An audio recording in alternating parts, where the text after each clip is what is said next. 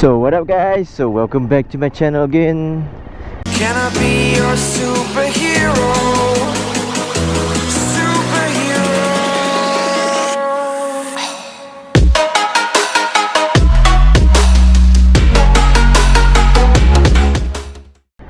I will talk about the Zontes 310. The model that I'm riding is the Zontes 310X model. So this is the sport touring model.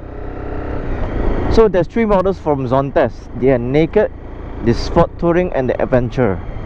So all of them has the same engine, same cylinder, 1 cylinder and 300cc.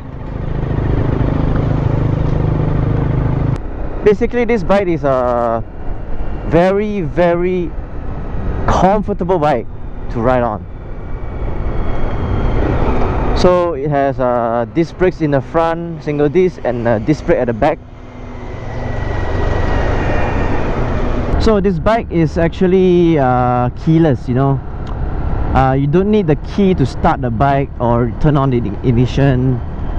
So it's a very special bike, full of electronics, and Zontes is from China. So like without the key, you can open the fuel tank with just the button, and the seat with a button as well.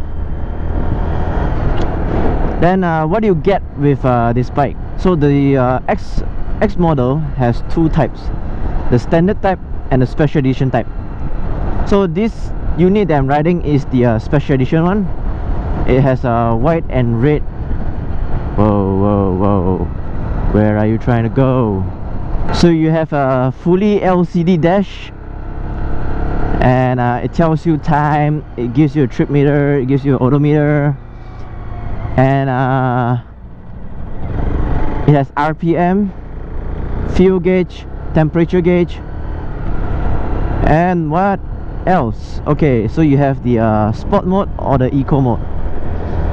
And then what I like best about this bike is the electronic windshield. Look at this, and look at this.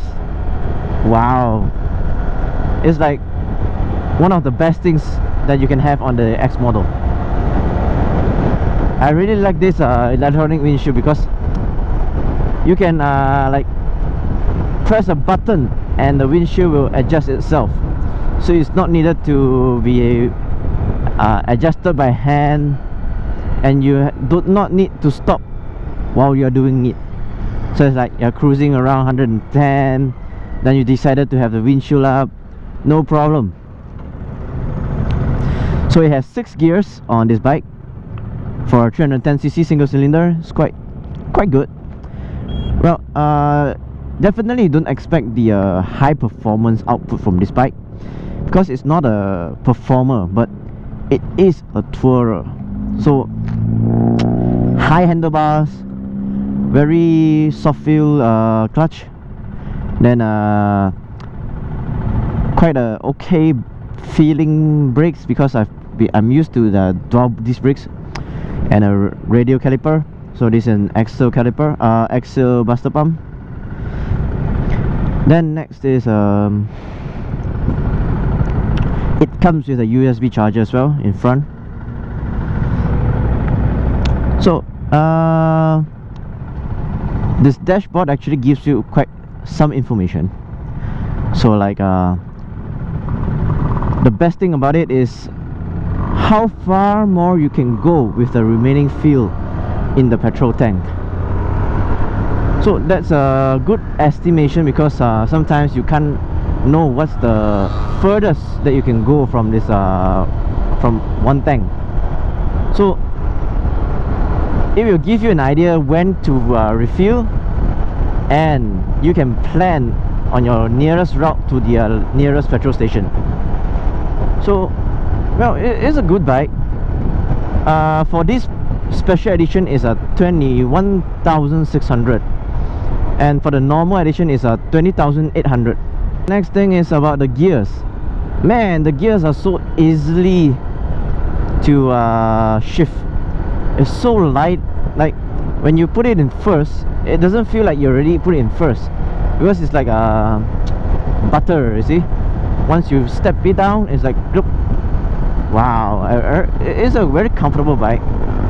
So if you don't want the wind to be blocked so much, you just boom again.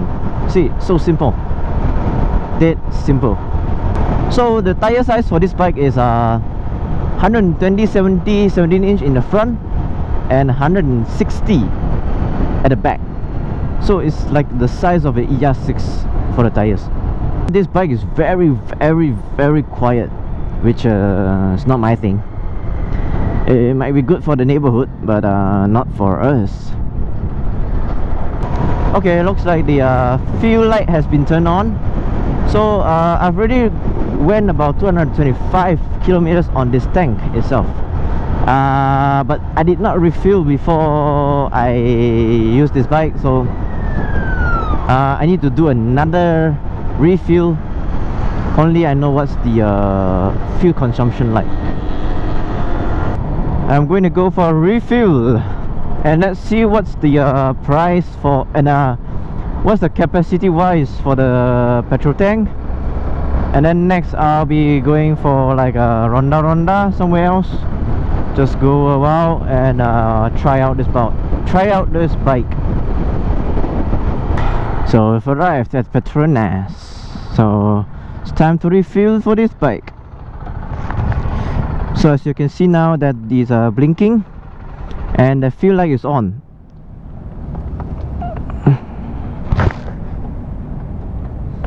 To open this fuel tank, you just need to press this button, and there you have it. The fuel tank is open. Then I'll turn off the bike just for emergency. Yep, it does do the beeping sound for 4 times after I turn off the ignition. So there's a fuel cover, feels like a car, because most of the bikes doesn't have this. Okay, so time to refill. Let's see how much fuel it takes when it's blinking. Oh damn, there was still petrol in the nozzle.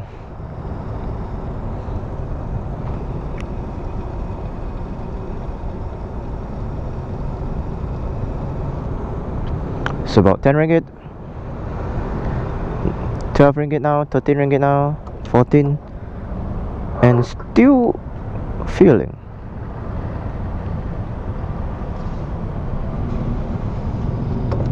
Oh damn, this is a big tank.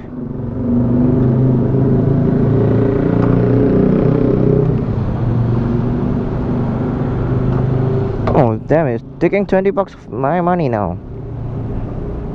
Wow, this tank is about 10 liters, I think. 10 plus. 2020, okay.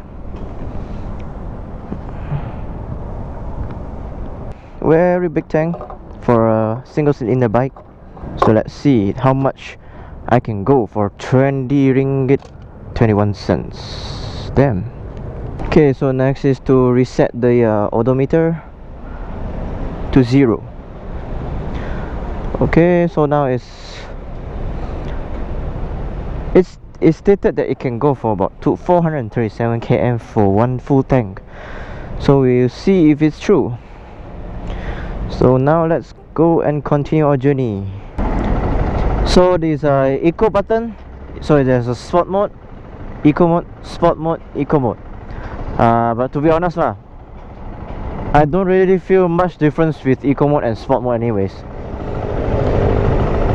So I'm on my way to Bukit Ampang. This is just a short mountain trip to Bukit Ampang because I just want to see out this bike's capability.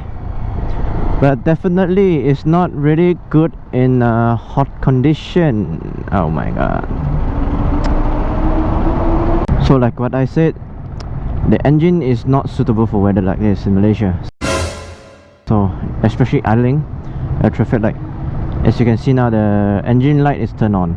So this is one of the bad things not really good about the Zontes. but once you get it up to speed, there's air going in through the radiator, it cools back down. So not sure how long it takes, but let's try. The fan of the radiator is quite small. It takes some time to blow it as well. See, after a while the light turns off, so it cooled down.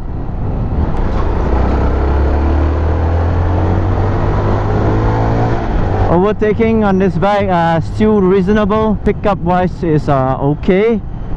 I feel that it's sufficient for daily ride, especially when you are like trying to go to work, like a daily driven bike. So it is actually sufficient. Looks like there's a major construction here. I see flyover here. Okay, lookout point. So my GPS is not wrong, but I just took the wrong turn just now. I just went straight. Wow, this is some big project here.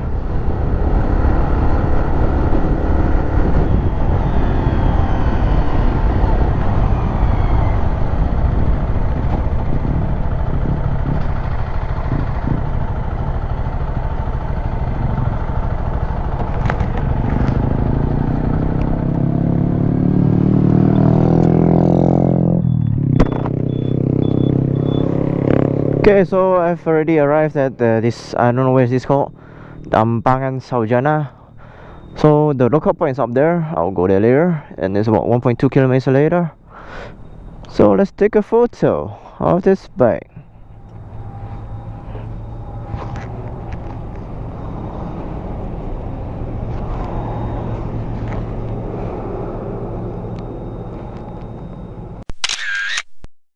So let's talk about the brakes. So it has a front single disc brake, and it has ABS, and the ABS is by Bosch. Same goes to the rear. And I like the design of this exhaust, although the sound is not that nice. Then we can see the front. There's DRLs and the main headlight. The main headlight is made of LED and is using a projector, but at night it's not really that bright, so maybe you can upgrade the LED. So I've missed the lookout point, so I went straight and I ended up in Hulu Langat. So never mind, I'm on my way to Tatar Merdeka.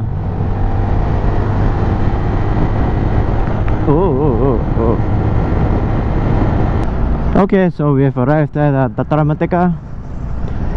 Oh my god, there's so many buses. I can't find a spot to take photo. Found one.